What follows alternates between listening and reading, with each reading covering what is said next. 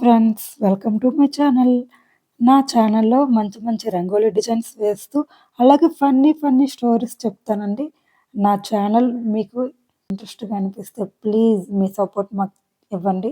ఈరోజు మన స్టోరీ ఉల్లిపాయంత ఊరిలో ములంకాడంత ముసలమ్మకి బంగాళదుంపంత బంగారం దొరికింది.